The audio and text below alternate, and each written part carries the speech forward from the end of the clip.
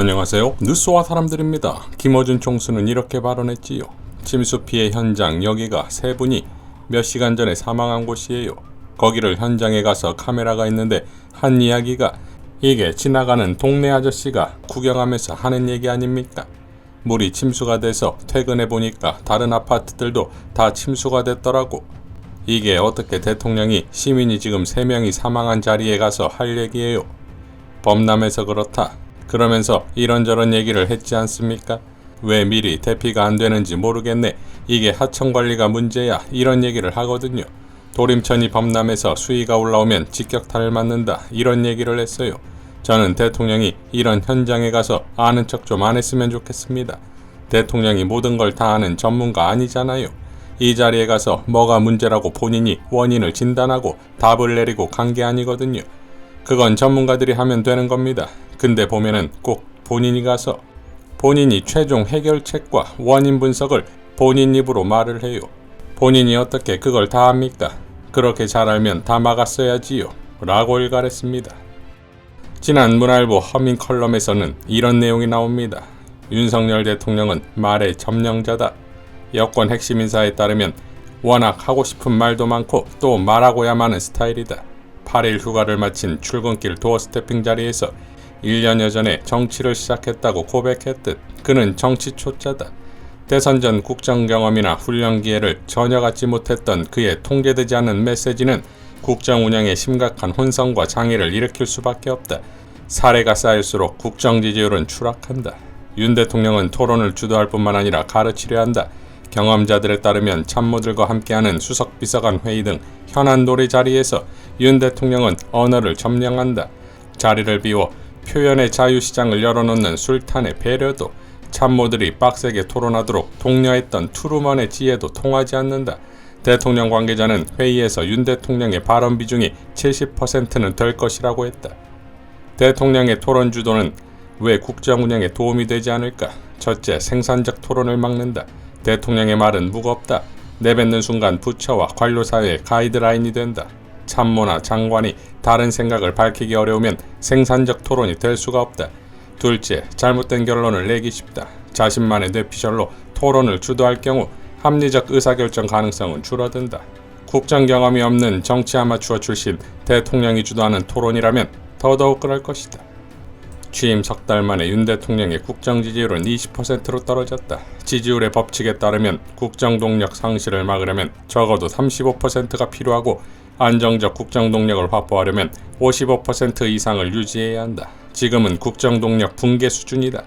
윤 대통령이 국정 동력을 회복하려면 말의 점령 욕구를 버리고 더 배우고 익히면서 철저히 조율된 메시지를 활용하지 않으면 안 된다. 라고 밝혔습니다.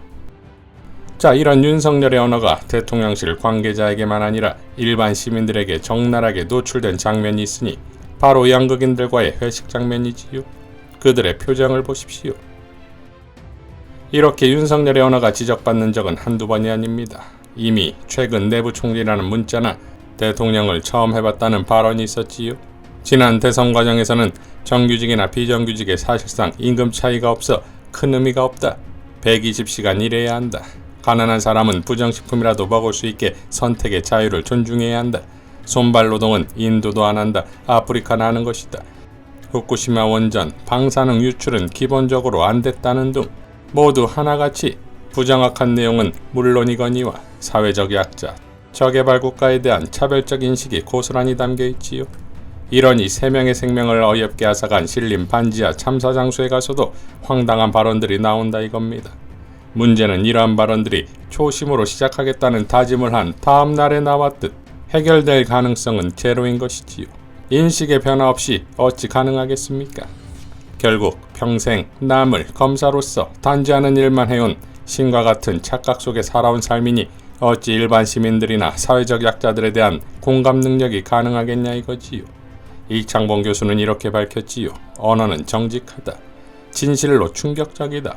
참변 현장에 와서 첫 일성이 왜 대피를 못했나 모르겠네다. 박근혜가 세월호 사건 때 늦게 현장에 나타나서 구명조끼를 학생들은 입었다고 하는데 그렇게 발견하기가 힘듭니까? 라고 한 말에 나타난 처참한 상황인식을 그대로 닮았다. 피해자가 더욱 주목하는 것은 상황을 파악하지 못한 그 저열한 상황 인식보다 저급한 공감 능력이다. 사람들이 죽었다. 그것도 한 가족이 비극적인 자연재해로.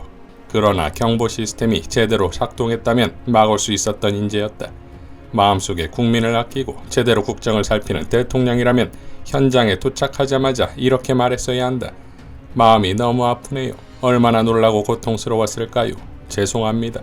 제가 잘 챙기지 못해서 소중한 한 가족을 이렇게 비극적으로 떠나게 하다니 가슴이 아픕니다. 이런 가슴 아픈 일이 일어났을 때 대통령이 진심으로 슬픔을 표현하고 진솔하게 송구한 뜻을 표현할 때 유가족은 물론 국민들이 위안을 받을 수 있는 것이다. 그러고 나서 동행한 서울시장 등 참모들에게 이번 사건을 계기로 반지하에 사는 분들 혹은 침수 피해 사각지대에서 살거나 근무하는 분들에게 어떻게 경보 시스템을 효과적으로 발동할 수 있을지 철저히 대책을 강구하시오 라고 말했어야 했다. 언어는 정직하다. 참사 현장에 도착해서 왜 일찍 대피하지 못했나? 라는 공허한 질문을 던지고 이미 이루어지고 있는 강수위 조절 대책을 마치 새로운 것인 양 언급하는 걸 보면 피해자에 대한 공감 능력도 재난시 대처 능력도 제대로 대처하려는 진정성도 전혀 없는 사람임을 적나라하게 드러낸다. 이런 말들은 마음속에 사랑이 없고 머릿속에 올곧은 이식과 지식이 없는 사람들이 내뱉는 공허한 메아리 같은 헛소리일 뿐이기 때문이다. 절망적이다. 앞으로 또 어떤 비극적인 일들이 일어날까? 어떻게 4년 7개월여를 버티고 살아가야 하나? 라고 밝혔습니다. 더 큰 문제는 신림 참사 장소에 쪼그려 앉아 뚫어지게 쳐다보는 장면의 사진을 정책 홍보에 사용하는 참모들의 인식입니다. 시민들과 소통하는 일을 한다는 시민사회 수석의 입에서 비가 온다고 해서 대통령이 퇴근을 안 하나 라는 발언을 공중파에서 쏟아내는 것이 그 방증이 아니겠습니까? 이종필 교수는 이렇게 밝혔지요. 대통령실 수석비서관이 공개적으로 이렇게 말할 정도면 너무 심각한 것 같은데 국가재난이나 위기 상황 시 컨트롤 타워에 대한 기본적인 개념조차 없다는 방증이잖아. 어느 정도 예상은 했다만 이렇게까지 수준 이하일 줄은 정말 몰라 라고 밝혔습니다. 황교익 작가는 비 온다고 대통령이 퇴근을 안 합니까? 강순규 시민사회 수석이 라디오에 나와 이렇게 말했다. 그냥 비가 아니었다. 호우경보가 떨어졌었다. 핸드폰을 열어보라. 아침 10시 30분, 오후 4시 30분에 행자부에서 호우경보를 날렸다. 산림청에서는 6시에 산사태 위기경보를, 서울시에서는 6시 18분 호우경보 발효 중이니 자가용 운전을 자제해달라고 했다. 이 정도 상황이면 관련 공무원들 퇴근 못한다. 대통령이 국가재난시 컨트롤 타워이니 대기해야 한다. 퇴근을 했다가도 수해가 심하다 싶으면 복귀해야 한다. 윤석열은 퇴근 중에 침수되는 아파트를 보았음에도 대통령실로 차를 돌리지 않았다. 물난리가 본격화된 오후 9시 무렵에 아크로비스타 자택에서 대통령실로 복귀할 수 있었음에도 하지 않았다. 강순규가 윤석열 실드를 쳐줘봤자 국민은 전후 상황을 다 안다. 이런 식이면 국민은 기분이 더 나빠질 뿐이다. 애쓴다 라고 밝혔습니다. 오마이신문의 이봉렬 시민기자도 이렇게 밝혔지요. 충격적인 사진 하나를 봤어. 폭우가 내려 서울이 물에 잠기는 동안 집구석에 처박혀 전화질이나 하던 윤석열이 날이 밝자 일가족이 익사한 신림동 다세대 주택을 방문한 사진이야. 윤석열이 거기 갈 수는 있지. 자신의 무능이 어떤 결과를 낳았는지 보고 나면 느끼는 게 있을 테니까. 뒤늦게 상황실에서 폼 잡는 사진 찍는 건 개면쩍기도 하겠지. 그런데 그 장면을 뭐 그리 자랑스러운 거라고 대통령실에서 편집해서 뿌렸어. 집중호우 침수 피해 지역 현장 점검이라는 설명과 함께 국민 안전이 최우선입니다란 문구가 적혀 있더라. 이걸 뿌린 대통령실의 의도는 이거야. 친애하는 각하께서 서초동 아크로비스타 그 높은 곳에서 친히 몸을 낮추시어 신림동 그 낮고 누추한 곳까지 친히 왕림하사 백성들의 삶을 직관하셨으니 미천한 중생들은 감흡하여 칭송하여야 마땅할 것이라. 재난 상황에서 자발적으로 이재민이 되어 아무것도 하지 않은 윤석열이 거기 가서 사진을 찍고 홍보하는 건 박근혜가 끄집어 올린 세월호 옆에서 사진 찍은 후 살려야 한다는 문구와 함께 뿌린 것과 같은 짓이잖아. 윤석열은 자기가 누군지 아직 모르는 것 같아. 무능하고 무식하면 염치라도 알아야 하는 거 아닌가? 난 대통령실이 내놓은 그 사진을 보며 인면수심, 양두구육, 적반하장, 후한무치 등등의 말들이 떠올랐어. 그러다 그 사진과 가장 적합한 말이 떠올랐어. 현장 검증. 자신의 무능으로 인해 사망한 일가족 앞에서 자신의 무능을 다시 재현하는 윤석열의 모습. 뒤늦게 거기 가서 사진이나 찍는 윤석열이나 그 장면을 홍보자료로 활용하는 대통령실이나 무능하고 무지하고 무책임한 데다 염치도 모르는 것들이야. 그들에게 나라의 운명이 달려있는 거야. 비 한 번에 이런 꼴을 보이는 저것들이 더 큰 위기나 재난이 닥치면 어떻게 할까?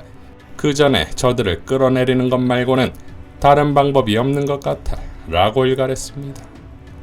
자, 집중호우에 대한민국 컨트롤타워가 무너지고 국정 시스템이 엉망인 것이 순도 100%로 드러나는 지금 이제 결단을 해야지요. 대통령실이 살지 대한민국이 살지 대통령이 살지 국민이 살지를 말입니다. 이상 뉴스와 사람들이었습니다. 시청해주셔서 감사드립니다.